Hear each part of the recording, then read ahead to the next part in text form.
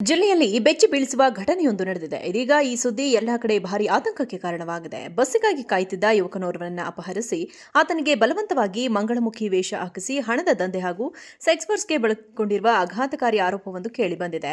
ನಂಜನಗೂಡಿನ ತ್ಯಾಗರಾಜ್ ಕಾಲೋನಿಯ ಅನಿಲ್ ಕುಮಾರ್ ಈ ಕರಾಳ ದಂಧೆಯ ಬಲಿಪಶುವಾಗಿದ್ದಾರೆ ಎಂದು ಹೇಳಲಾಗಿದೆ. ಇದೀಗ ಈ ಪ್ರಕರಣ ಲಷ್ಕರ್ ಪೊಲೀಸ್ ಠಾಣೆಯ ಮೆಟ್ಟಿಲೇರಿದ್ದಾರೆ. 4 ತಿಂಗಳ ಹಿಂದೆ ಮೈಸೂರು ಗ್ರಾಮಾಂತರ ಬಸ್ ನಿಲ್ದಾಣದಲ್ಲಿ ಬಸ್ಸಿಗಾಗಿ ಕಾಯುತ್ತಿದ್ದ ಅನಿಲ್ ಕುಮಾರ್ಗೆ ಮಂಗಳಮುಖಿ ಅನಿತಾ ಮತ್ತು ತಂಡ ಪರಿಚಯವಾಗಿತ್ತು.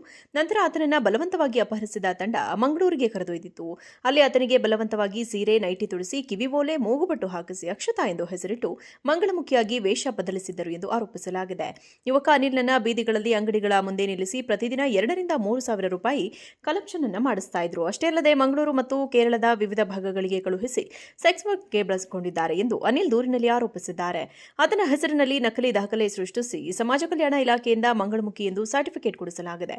ಮುಂಬೈಗೆ ಕರೆದೊಯ್ದು ಶಸ್ತ್ರಚಿಕಿತ್ಸೆ ಮೂಲಕ ಶಾಶ್ವತವಾಗಿ ಲಿಂಗ ಬದಲಾವಣೆ ಮಾಡಲು ಈ ತಂಡ ಸ್ಕೆಚ್ ಹಾಕಿತ್ತು ಎನ್ನಲಾಗಿದೆ. ಜಿಲ್ಲೆಯಲ್ಲಿ ಬೆಚ್ಚಿ ಬೀಳಿಸುವ ಘಟನೆಯೊಂದು ನಡೆದಿದೆ. ಇದೀಗ ಈ ಸುದ್ದಿ ಎಲ್ಲಾ ಕಡೆ ಭಾರಿ ಆತಂಕಕ್ಕೆ ಕಾರಣವಾಗಿದೆ. ಬಸ್ಸಿಗಾಗಿ ಕಾಯುತ್ತಿದ್ದ ಯುವಕನೋರ್ವನನ್ನ ಅಪಹರಿಸಿ ಆತನಿಗೆ ಬಲವಂತವಾಗಿ ಮಂಗಳಮುಖಿ ವೇಷ ಹಾಕಿಸಿ ಹಣದ ದಂಧೆ ಹಾಗೂ ಸೆಕ್ಸ್ಪರ್ಸ್ಗೆ ಬಳಸಿಕೊಂಡಿರುವ ಆಘಾತಕಾರಿ ಆರೋಪವೊಂದು ಕೇಳಿಬಂದಿದೆ.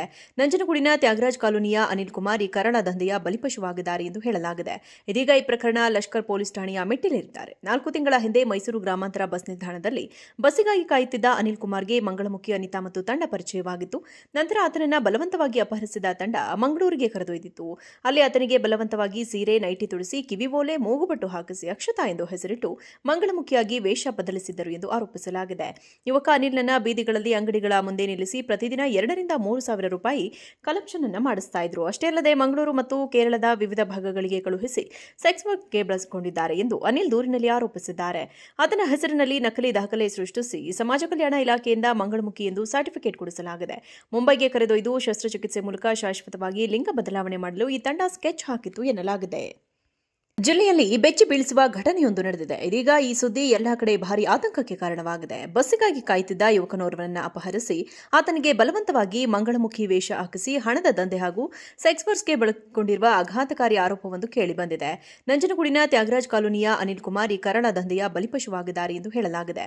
ಇದೀಗ ಈ ಪ್ರಕರಣ ಲಷ್ಕರ್ ಪೊಲೀಸ್ ಠಾಣೆಯ ಮೆಟ್ಟಿಲೇರಿದ್ದಾರೆ. 4 ತಿಂಗಳ ಹಿಂದೆ ಮೈಸೂರು ಗ್ರಾಮಾಂತರ ಬಸ್ ನಿಲ್ದಾಣದಲ್ಲಿ ಬಸ್ಸಿಗಾಗಿ ಕಾಯುತ್ತಿದ್ದ ಅನಿಲ್ ಕುಮಾರ್ಗೆ ಮಂಗಳಮುಖಿ ಅನಿತಾ ಮತ್ತು ತಂಡ ಪರಿಚಯವಾಗಿತ್ತು. ನಂತರ ಆತನನ್ನ ಬಲವಂತವಾಗಿ ಅಪಹರಿಸಿದ ತಂಡ ಮಂಗಳೂರಿಗೆ ಕರೆದೊಯ್ದಿತ್ತು. ಅಲ್ಲಿ ಆತನಿಗೆ ಬಲವಂತವಾಗಿ ಸೀರೆ, ನೈಟಿ ತುಡಿಸಿ, ಕಿವಿಓಲೆ, ಮೂಗುಬಟ್ಟು ಹಾಕಿಸಿ ಅಕ್ಷತಾ ಎಂದು ಹೆಸರಿಟ್ಟು ಮಂಗಳಮುಖಿಯಾಗಿ ವೇಷ ಬದಲಿಸಿದ್ದರು ಎಂದು ಆರೋಪಿಸಲಾಗಿದೆ. ಯುವಕ ಅನಿಲ್ನನ್ನ ಬೀದಿಗಳಲ್ಲಿ ಅಂಗಡಿಗಳ ಮುಂದೆ ನಿಲ್ಲಿಸಿ ಪ್ರತಿದಿನ 2 ರಿಂದ 3 ಸಾವಿರ ರೂಪಾಯಿ ಕಲೆಕ್ಷನ್ ಅನ್ನು ಮಾಡಿಸ್ತಾ ಇದ್ರು. ಅಷ್ಟೇ ಅಲ್ಲದೆ ಮಂಗಳೂರು ಮತ್ತು ಕೇರಳದ ವಿವಿಧ ಭಾಗಗಳಿಗೆ ಕಳುಹಿಸಿ ಸೆಕ್ಸ್ ವರ್ಕ್ಗೆ ಬಳಸಿಕೊಂಡಿದ್ದಾರೆ ಎಂದು ಅನಿಲ್ ದೂರಿನಲ್ಲಿ ಆರೋಪಿಸಿದ್ದಾರೆ. ಆತನ ಹೆಸರಿನಲ್ಲಿ ನಕಲಿ ದಾಖಲೆ ಸೃಷ್ಟಿಸಿ ಸಮಾಜ ಕಲ್ಯಾಣ ಇಲಾಖೆಯಿಂದ ಮಂಗಳಮುಖಿ ಎಂದು ಸರ್ಟಿಫಿಕೇಟ್ ಕೊಡಿಸಲಾಗಿದೆ. ಮುಂಬೈಗೆ ಕರೆದೊಯ್ದು ಶಸ್ತ್ರಚಿಕಿತ್ಸೆ ಮೂಲಕ ಶಾಶ್ವತವಾಗಿ ಲಿಂಗ ಬದಲಾವಣೆ ಮಾಡಲು ಈ ತಂಡ ಸ್ಕೆಚ್ ಹಾಕಿತ್ತು ಎನ್ನಲಾಗಿದೆ.